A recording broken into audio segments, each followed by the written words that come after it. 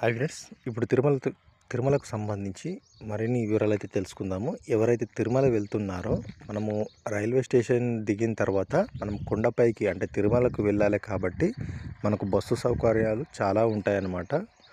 మీరైతే గమనించుకోండి. అదేవిధంగా ఈ ఈ సౌకర్యం అనేది మనకు ఎప్పటికి ఉంటుంది. బట్ అక్కడ మనకు అన్ని కూడా ఎలక్ట్రికల్ బస్సు అయితే ఉంటాయన్నమాట. మీరు ఇక్కడ చూసుకోవచ్చు. వాటి టైమింగ్ కూడా నేను చెప్తాను. ఈ వీడియో అయితే మీరు పూర్తిగా అయితే చూడండి. మీకు డిఫరెంట్గా అయితే మీకు యూజ్ అయితే అవుతుంది.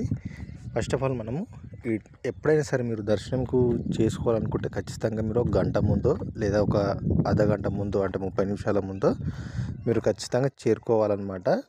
గుర్తుంచుకోండి.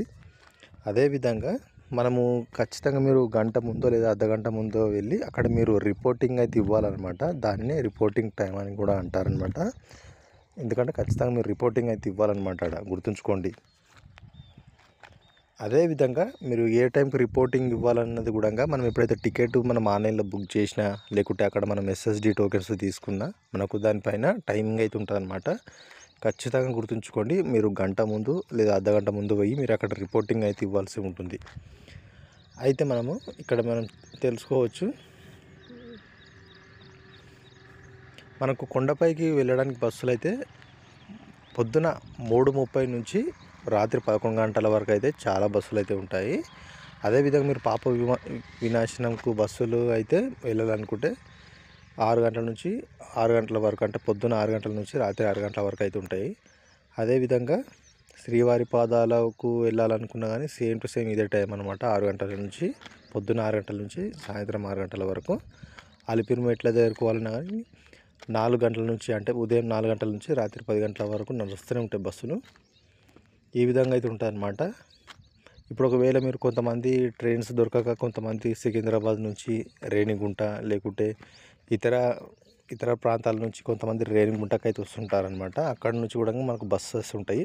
కాకపోతే వాటికి టైమింగ్ అయితే ఉంటుంది అనమాట. మీరు ఇక్కడ గుర్తుంచుకోండి. దాని కూడా సేమ్ 3 గంటల నుంచి అంటే ఉదయం 3 గంటల నుంచి రాత్రి 11:40 వరకు అయితే మనకు అక్కడ రేణిగుంట నుంచి అయితే బస్సులు అయితే ఉంటాయి అన్నమాట. అదేవిధంగా ఎవరైతే అరుణాచలం నుంచి తిరుమలకు వస్తున్నారో అక్కడ నుంచి కూడా టైమింగ్ అయితే ఉంటుంది అన్నమాట. ఇక్కడ మీరు గుర్తుంచుకోండి ఏంటంటే వీటికి ఒక టైమింగ్ అయితే ఉంటుంది అన్నమాట. అరుణాచలం నుంచి ఎవరైతే వస్తున్నారో ఇక్కడ ఇది మనకు అంతగా ఉపయోగపడకపోవచ్చు. బట్ ఎవరైనా తెలుసుకోవాలనుకుంటే నేను చెప్తున్నాను. 12:40 నుంచి అంటే రాత్రి మధ్యాహ్నం 12:40 నుంచి అదేవిధంగా 12:40కి ఒకటి ఉన్నది. అదేవిధంగా 2:30కు అంటే 2:30 PM అంటే మధ్యాహ్నం అయితే ఒకటి ఉందన్నమాట. 2 బస్సులు అయితే ఉంటాయన్నమాట.